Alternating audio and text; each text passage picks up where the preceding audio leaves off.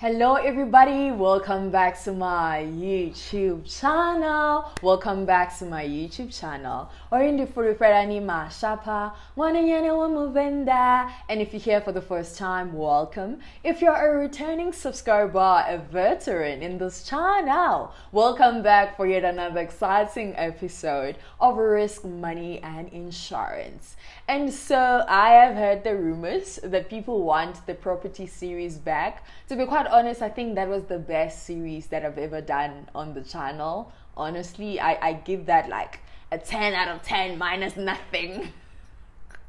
Even if I have to toot my own horn, like it's a 10 out of 10 minus nothing type of vibe, it was a really, really beautiful and informative series. And I also think that as an interviewer, I've also grown as well. I think I'm a really good interviewee, but I've just been working on my interviewing skills and all of that. Because I laugh a lot. Like, if you watch all my interviews, I'm definitely laughing. And it's something that I was very conscious about starting out. But now I'm like, but it's a part of who I am. Like, if I am doing an interview and I'm not laughing with my guest, I'm not myself, and I want to be my best self when I'm doing such things, because those are things that I'm passionate about. And so, talking about passion and jobs and purpose and all of that, recently I have been learning quite a couple of lessons that I thought I should share today. So this is going to be one of those, heart to heart type of conversation. So take your tea. I know it's like really cold now. Take your cup of tea or cup of coffee, take a fleece or something, sit down, relax. We are definitely just going to go deep and unpack like a couple of things today. So the 10th of May actually marks my 1 year work anniversary. Yay! It definitely marks my 1 year work anniversary, and as I was just thinking about this, like, okay, what do I want to talk about and all of that, that was like the one thing that was on my mind.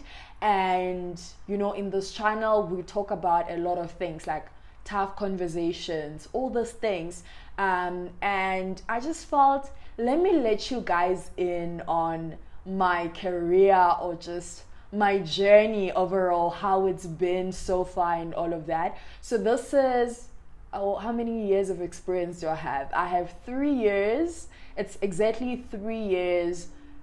Okay, 4 months and 2 weeks.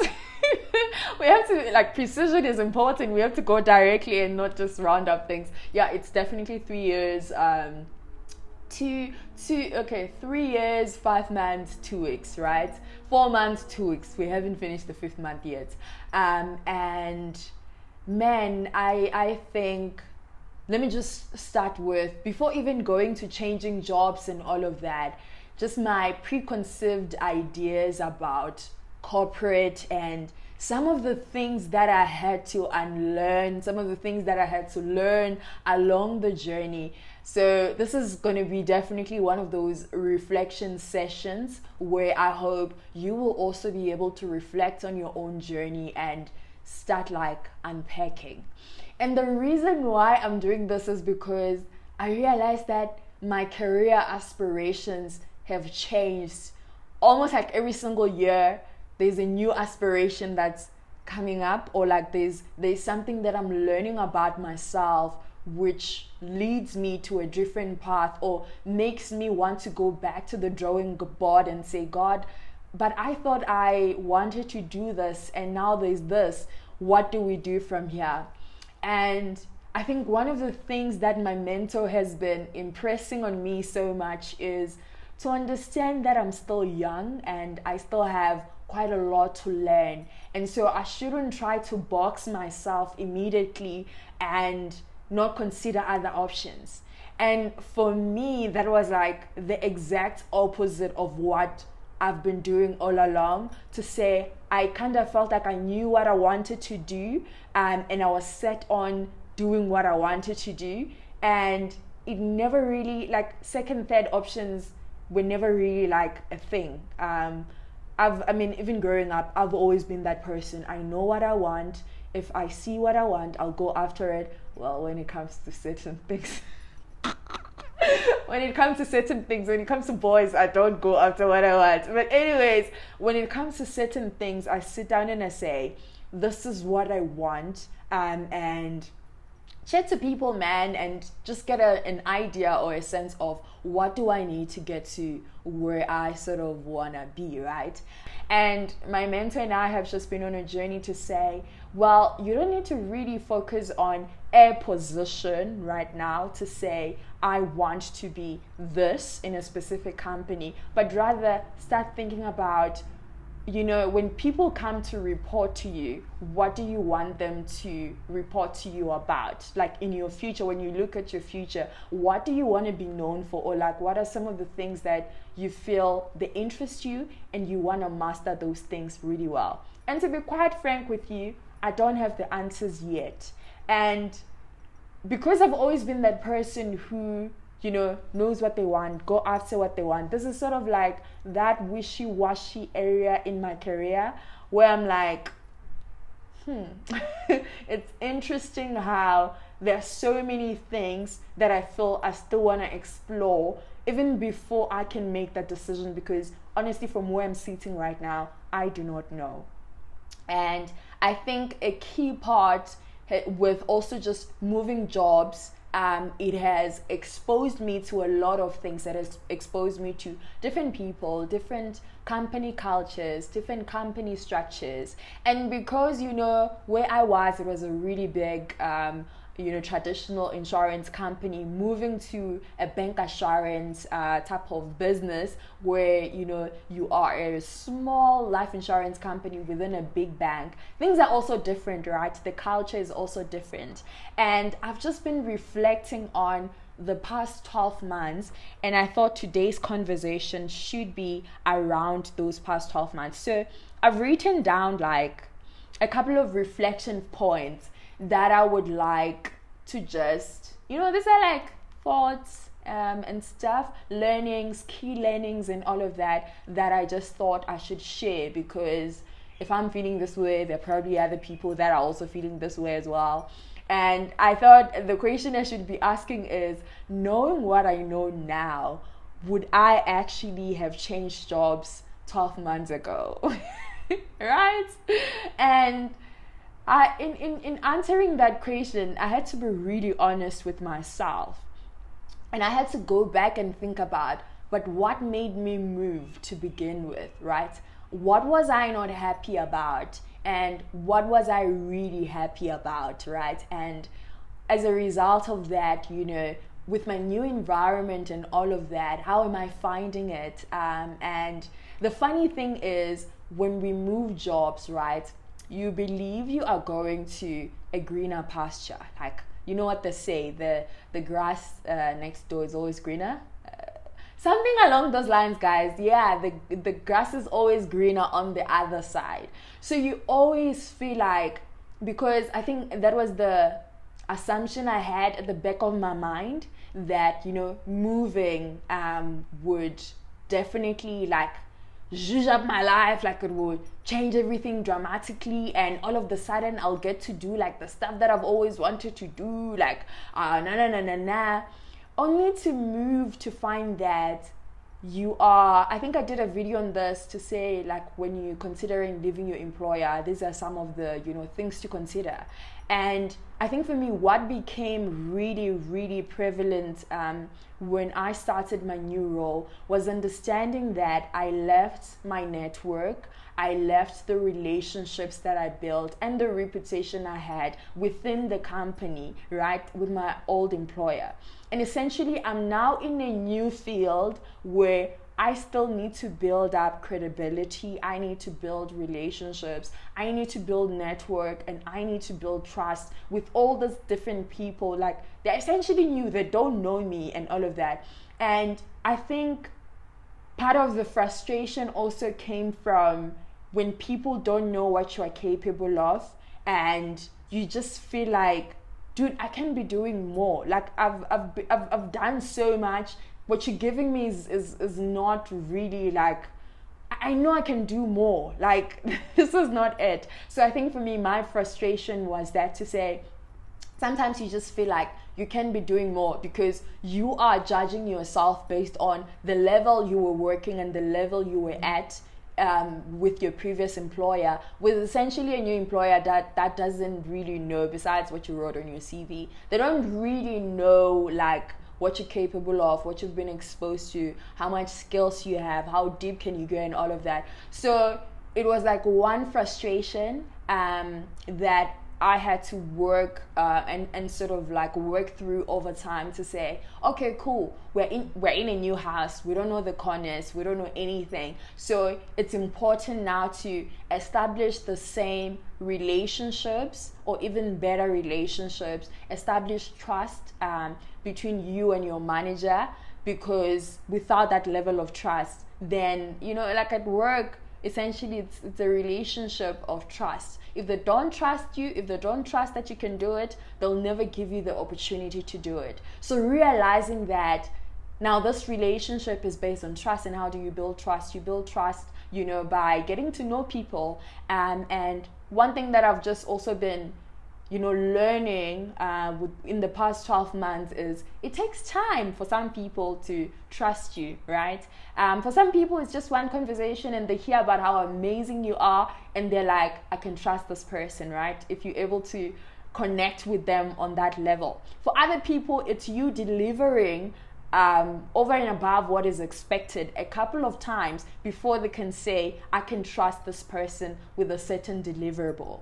And also being that person who is, you know, solution driven. I love efficiencies. I love improving stuff. I love simplifying my life in the workplace.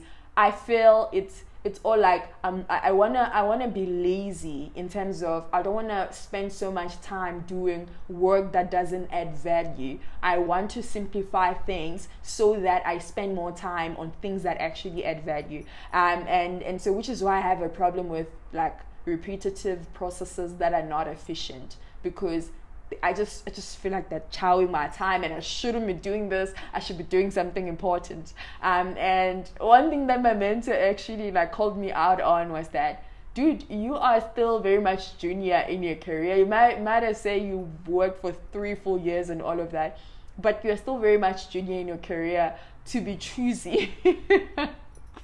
Because it feels like you want to be doing your manager's job in your position and your experience. So also just realizing that these things, they also come with experience. Like if you want to do the more important stuff, that also comes with time as well. And it's one of the things that I want to reflect on today, to say it takes time to build a career. And I thought I knew that it did. I thought I knew that, you know, it does take time. But there were so many moments where when I was frustrated about the work that I was doing, or when I was frustrated about something, I thought to myself, do you realize what you're doing?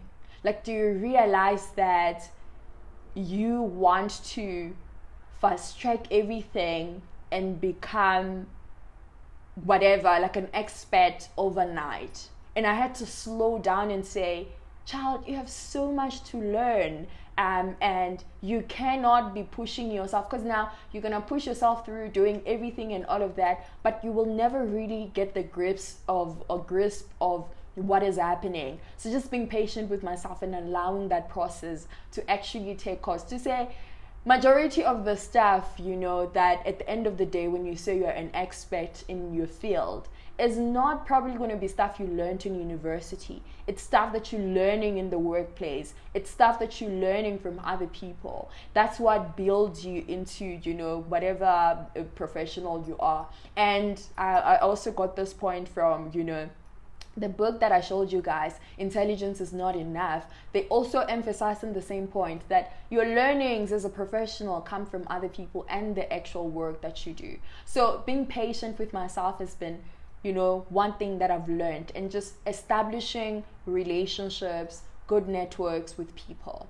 And when you, of course, when you come into like a new job and all of that, people don't really expect you to like know much, right? And so you've got that 3 months where you're asking all the questions and you're interrogating everything about whatever they're doing, why they do what they're doing. For me, I learned, I enjoyed that learning experience, because it also just, because I had prior knowledge and prior experience with a different company, it was also very interesting to see how the two actually contrast, right? To see how this employer does things this way, the other employer did things this way. But also, it's also a good thing, because when you're in meetings and all of that, you can ask questions, you can, suggest possible changes and all of that, because your eyes are still new. You're not like everybody else who has been in that space for a long time. So definitely also understanding that in as much as you are new, you have something to offer. Your experience, whatever experience you have, whether from the notes or like from your previous employer, there's always something that you can offer. There's always value that you can add, because at the end of the day, they're not paying you to do or what they're already doing, but they're paying you to add value to their organization. And adding value can look different. It can be you simplifying things, you saving them money, or you like contributing to the wellness or the whatever of other employees in the organization. So you just have to define what your adding value looks like in that particular context, and take it from there. Another reflection from just this whole experience, I'm looking down because I'm checking my notes, is, oh, this is a good one. Give your new manager a chance.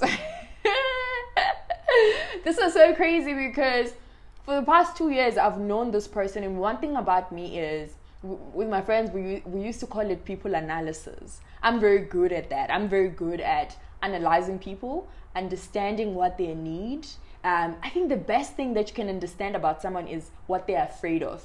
If you can know what someone is afraid of, and if you know like what they care about, then you can do life with that person. So I give myself time to study my managers. This might be creepy, but I don't think it's creepy. It helps my life a lot, and it makes me, I think it's also one of the things that helps me get along with my managers, because I try to understand what does this person care about when it comes to us doing the work. What does this person care about? When they give me feedback, normally when people give you feedback, it's okay. In as much as it's a reflection on how you performed, it's also a reflection on them. It tells you a lot about them to say, what is it that they care about? Do they care much about the presentation of the work, or they care about the numbers and explaining of the numbers? Do they care about the technicalities? Do they care about the little details, or they want a bigger picture? So those are the things that I sit down and I say, what kind of a manager am I dealing with? And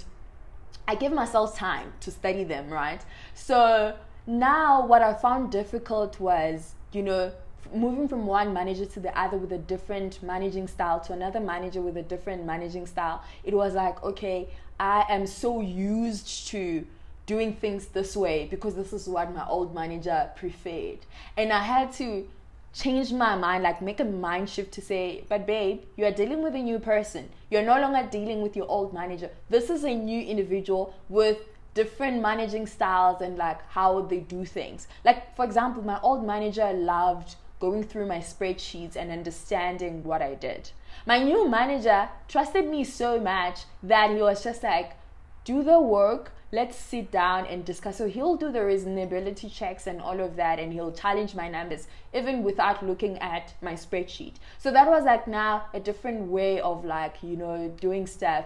And over time, as I gave myself time to think, to work with him, I started like picking up on the things that he cared about. That in as much as he's not involved in the day-to-day running of the spreadsheets and all of that, he cares about getting updates on, where you at, what are the blockers, how can he help. He feels when you are doing that, he's more at ease, right? So he's afraid of a situation where we are supposed to be submitting something and you are bringing 1,000 problems and you are saying, these are all the issues, this is why I'm not done on the last minute, right? Whereas, because my old manager was with me on a day-to-day and guiding me throughout the process, there was no need for me to like actively do that. Like, as we are working together, he kind of like knew where I was. So I didn't really have to overly communicate on things and all of that. So those were like the differences, and also the communication style, and also how we relate to each other is also different. Those little things that you begin to realize about someone, and it sort of makes a working relationship easier to say, we don't need to talk about work all the time. Like, let's find out how you're doing. How was your weekend? How are you feeling? How can I help? And just approaching it that way. To say that in as much as we're at work, we are humans. And the fact that we're humans doesn't mean that at work we must kind of like be robots and just soldier on because we're at work. But at the same time, it doesn't mean I need to be sharing with my managers my Sunday like I went on a blind date or whatever, unless I feel we've grown to that level, or to tell them like, oh hey, there's this boy that's in my DMs, you know. Like, you also have to have your boundaries and realize this is how much I'm willing to share, this is how much I'm not willing to share, and how you can take it from there. Because oversharing is of course a big thing. Like, you know, you don't want your manager. I always feel like I don't want my manager to have my life so figured out that they know the important things, like that I feel they need to know, they will know. Of course, if I'm like getting married, they'll have to know, because you know it's a big thing. But my umjolo stuff, ay guys, that one is not the one. So developing those relationships is important. And another thing is the trap of, you know, thinking, you know, where I was, it was better than where I am. Especially during challenging times, I found that I questioned a lot. I questioned my decision to move, right? To say, did I have the right motives? You know, did I do this for the right reasons? You know, did I really think this through? Especially when things are tough, or like you're facing challenges in your new environment, or like, you know, you things are just not, you know, going smoothly, or you just feel frustrated, because it happens. Like, we must not lie. I won't sit here and say, oh, I love my job 24/7. There are some days where I wake up and I'm like, I don't know. I don't know. And for the longest time, I would beat myself up over that, because I felt, dude, you should know, like, it's your job. Do you love your job or you don't love your job? But it's not every day that I'm going to be at 100, and it's not every day that I'm going to give 100%, right? And I've seen this meme saying, if you are on 40% and you give 40% at work, you give 100%, right? But anyways, at the end of the day, it's not every day that you're going to be excited and all of that, because we are humans. And I always reflect on my relationship with the two women I love the most in this world, my mom and my sister. That there are days where they frustrate me and they annoy me so much, and I'm just like, yes, when, you know? But in that moment when I'm frustrated with them, it doesn't mean that I no longer love them, or it removes all the other positives, or all the other important things that make up our friendship. Like, that one moment when I'm frustrated or angry with them doesn't take away from all the other things, like all the other moments and other beautiful things we share, right? So it's the same thing with a job. A job, a job, will not excite you every single day, and there will be challenges. And in the past 12 months, I've also learned to be direct, man. Approach things, and if you're not happy, to voice it out. This is so different, especially when you're Black, right? Because you are told as a child to be respectful to elders and all of that. You are told, you know, be grateful, don't complain, all those things, because it's like, you have a job, you know. Why do you want all these other things that come, shiny things that come on top of that? But it's also very important to be able to have difficult conversations. And it took me a while to be comfortable to challenge my manager. And it's something that there was this one meeting that I had. I came out of that meeting and I was like, that meeting was a make or break. You know, like when you come out of a meeting and you're also reflecting and you're like, did I overreact? Did I, you know, you start questioning like a lot of things. I came out of that one meeting, but upon reflection, I was like, it's important for me to be able to stand up for myself, especially in the workplace, because and nobody's going to stand up for you. If you don't raise your hand, no one will raise your hand. And like, no one is thinking about your career and the trajectory of your career and where you're going besides you, right? So if when you chill there and you're like, they're gonna notice me and they're gonna give me this, they're gonna give me that, they're chilling and they're thinking, she's okay, let's keep her there. So it's a different like mentality. The people at the top and the people at the bottom, we normally get frustrated with the people at the top because we think they should know what we are thinking and where we want to take our careers. It's a different case. And I think with that one meeting I had, was a really difficult conversation that I had, and I realized, like, after reflecting on that, to say I should normalize actually asking difficult questions, and also asking for, for opportunities, or like putting up my hand more for opportunities. Because if I don't, no one is sitting there thinking about me all the time. Listen, at the end of the day, your manager, your manager's manager, we're all just trying to get our bag. They are thinking about their career, not yours. So you cannot be sitting down and thinking, no, my manager is thinking on my behalf. You'll be very disappointed. So learning to have difficult conversations. And another difficult conversation that I never shy away from is money.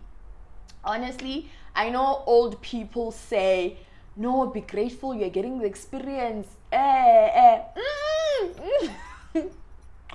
not saying like be greedy, but I am all about, I want to see my bag growing, guys. I want to see my bag growing. And if my bag is not growing, I'm going to have a conversation with my manager to say, this bag has been here for too long. How do we get to the next level, And we just think that these things are supposed to happen magically. Like, you are just supposed to move from here to here magically. But you need to work at those things. Maybe they see that you are still lacking some skills. And for as long as you're not having that conversation with them to say, hey, but what do I need to get to the next level? Then you will remain on that level forever, right? Because that they will still say, but this person is lacking 1, 2, 3, 4, 5, 6. So being able to have difficult conversations, especially where my career and my life is concerned.